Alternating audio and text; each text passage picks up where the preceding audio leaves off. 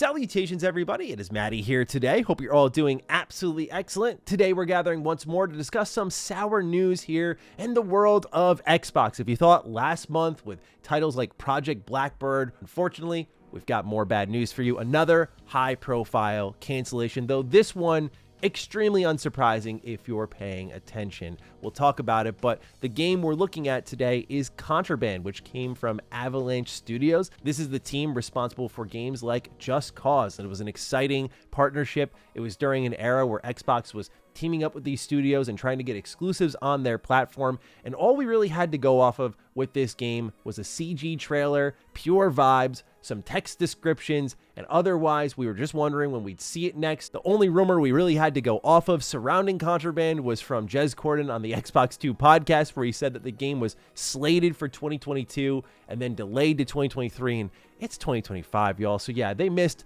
by a large margin. Anyway, apologies that this news video is late. I know a lot of you usually expect me to be like out day of. Typically we are, but given the Ninja Gaiden 4 preview was set to go and I was really excited about what I played with that, I thought, number one, let's let that video have a chance to do its thing. Number two, balance the scales a little bit. There hasn't been a lot of great things to say about Xbox lately, so I saw an opportunity where I went, oh, hey, I actually really genuinely like this partnership that Xbox made happen and the game that's resulting because of it. But now, switching gears, we're back to talking about canceled games at Xbox. So, ladies and gentlemen, if you're new here and you're into what's going on in the world of Xbox, good or bad, we're here for you. Consider subscribing. So, at the top of all of this, we have an update that was posted on Avalanche's own website. They write, over the past several years, Avalanche Studios Group and Xbox Game Studios Publishing have collaborated on Contraband. Active development has now stopped while we evaluate the project's future. We're thankful for the excitement we've seen from the community since we announced, and we'll give an update as to what's next as soon as we can. Now, I imagine your expectation is that, oh, he's going to tee off on Xbox now, but frankly, not in this case. What this really speaks to is something I'll get into later in the video, but that's about the ability to ship games at Xbox and how they've gotten better at it over the course of this generation, especially compared to the Xbox One generation. But you have these moments here from the early days of the generation where, hey, we announced something way too early. Hey, we greenlit something and didn't know how to get it out the door. And this is the result. It falls in that same bin as Everwild. Now, Everwild was caught up in a storm of Perfect Dark, which we hadn't seen an update for a while, and we got one. It was a great update. It was exciting, only for it to be canceled shortly thereafter. Or Blackbird, which we didn't know what we had, but we had an amazing team that got absolutely shafted based on what leadership was setting up for them, the investments they were setting up for them, versus what actually ended up happening. Completely unjust there.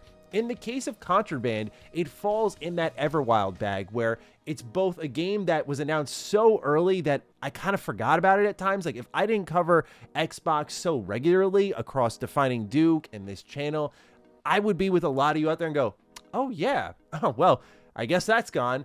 There is that little bit of apathy in it all of like, you're just kind of used to Xbox news being like this, so that's part of the emotional reaction here for me. And then the third part of it all, when it comes to Contraband, is not really knowing what you lost. And I get the argument people can make towards someone like myself who was really angry about Project Blackbird. That was a case where a lot of details had leaked, but also you have a trusted team there, a proven team there that's really made a lot of money and played by the rules and has a great pipeline. They have all the reasons to be handed a brand new IP, and they just got shafted. So it is a fair counter argument to how I emotionally responded to what was happening with Project Blackbird versus this. But in the case of Contraband, when you show up, CG trailer, we got nothing to go off of outside of a text description, and that's really it. And it's gone for years and years. All we have, as I said at the top of the video, is a little bit of an update on a release window, and you completely missed that. Yeah, I was surprised this wasn't in last month's Bloodbath.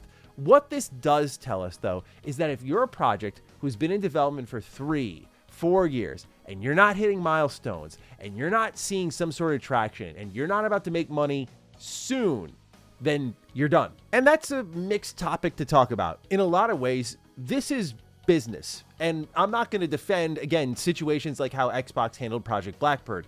Absolutely awful.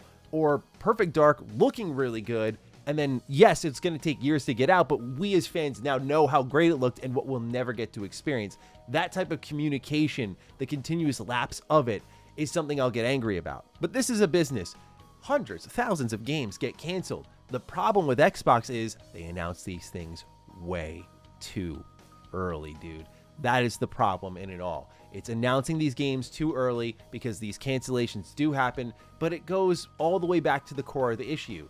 Lack of games being shipped. So what does Xbox do? They try to manifest this excitement around the brand by reaching for announcements. And reaching for a grand announcement is not always a bad thing, but they've done it a lot. We talk about State of Decay 3, and then they reach for Contraband. They reach for a lot of these games that were all just CG. And let us not forget, Xbox is known for having the third-party gameplay showcase with very little gameplay within it. In fairness, Xbox has gotten away from announcing games too early, but there is one other game that was announced very early, just conceptually, and that was OD with Kojima. This is a game that many Xbox fans want to have happen because Kojima's gone and toured all the platforms. Like, he was going to make a Stadia game, but nothing's really happened with Xbox. Well, when this news broke, Jason Schreier did confirm with a Microsoft spokesperson that OD, the collaboration between Xbox and Hideo Kojima, is still in development. We actually got a small update on this in an article with Essence, who interviewed Hideo Kojima, and he says the most Kojima thing imaginable. Following Death Stranding, Kojima Productions announced 2 new titles with scarce details. Fizzant will return to the action espionage formula of Metal Gear Solid. Meanwhile, a short trailer for something called OD features the eerie, digitally rendered faces of actors Sophia Lillis and Udo Kier, disembodied and mostly screaming. Kojima describes the game as something totally different. People will either love it or hate it. And whenever OD comes out, he'll read all the tweets, watch the YouTube videos, scan all the reviews, but the reception won't matter to him then.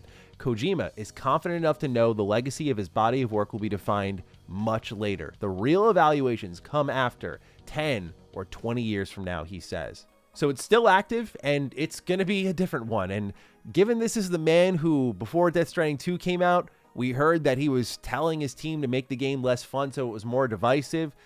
Yeah, he is that type of dude, but I'm glad this game is still alive. But the lesson to be learned here are 2 things. 1, Xbox, stop announcing games so early. 2, it goes down to leadership and shipping games. Sometimes an early announcement isn't a bad thing when you have companies who, when they announce things, they commit to it and you actually get the game out the door, because then there's that trust relationship with the consumer. And need I get into the trust relationship that is completely broken between Xbox and its many fans or former fans, right? Enough lies have been told or inconsistencies have been seen where it's like fans have left and gone to other consoles or PC, and you can't really blame them.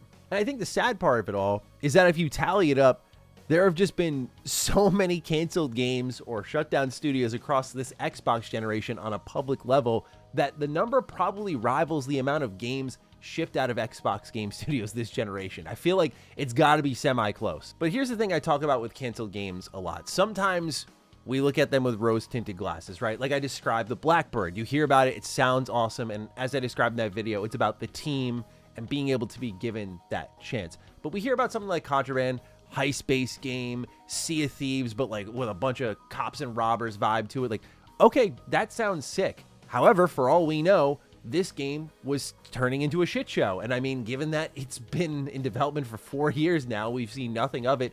I think that's a fair assumption to make. And if there's a lesson Xbox could learn from this generation, it's that if a game gets to Redfall status, where it's like, this isn't good, you got to shut it down. That's all there is to it. However, things currently aren't really clear with some of the studios that were affected from last month's layoffs. Let's take Turn 10. For example, they posted, "Dear Forza community, we know many of you have questions about what's next for the Forza franchise, and we appreciate the support in our incredible community. We wanted to assure players that Turn 10 and Playground Games will continue to support Forza Motorsport and Forza Horizon 5. To start, here's more info about what's coming next to Forza Motorsport, and it features just some updates on what's going on with Forza Motorsport, but right now, no confirmation about like what's next for this franchise." And I know you're like, well, how does this pull into what we're talking about now? But it's all about the uncertainty, the lack of clarity in Xbox's future. I feel like everything that's happening with Xbox is very near term. Back when Contraband was announced, we all felt we saw the vision, the collective vision. Xbox was getting to PlayStation's level. They were investing in studios, getting competitive exclusives for their platform, trying to fuel Game Pass, trying to make it as attractive of a service as possible. They were standing toe-to-toe here. But now we're in this part of the Xbox life cycle where we don't even know where one of their most prominent franchises is going. Of course, we know we're going to get a Horizon 6, but is there never going to be a motorsport again? Xbox just claimed in a quarterly earnings update that they have over 40 games in development across their teams. Are games such as Contraband going to be an attractive option? How is Xbox doing business with partners moving forward? Is what we're seeing with something like Ninja Gaiden 4 a great example of what to expect in the future? It's all unclear. And it feels like every step we just get like a little bit more, but then they're just like one sentence away from walking it back. So overall, that's what's happening with Xbox right now. For me, the reaction, I cover Xbox a lot. I talk about them a lot. It just doesn't feel that strong. I saw that kind of reflected in the community too. It was kind of this is a shame. I'm annoyed at the leadership. The lack of ability to ship games or signing off on games that they never had a chance of shipping is greatly frustrating. Or just picking partners that can't ship, right? Like, that's the other aspect. How much blame can be shared with Avalanche? We don't really have the expose, the inside details on all of this, but it is just frustrating to continuously see it, and especially when people are still expecting more layoffs across Xbox. It's a heartbreaker, man. It's a heartbreaker because it feels like, as we said at the end of last month, that the bad times will roll on for a little bit more, given the kind of state Microsoft is in. And so we'll see, but I'm not crossing my fingers for any of that. Let me know your thoughts on this down below. How do you feel about Contraband being canceled? OD still active? Any other Xbox games you're feeling worried about, or are you feeling comfortable? You let me know down below. Other than that, take excellent care of yourselves, and I will see you in the next video. Stay sexy, stay active. I love you all. Peace.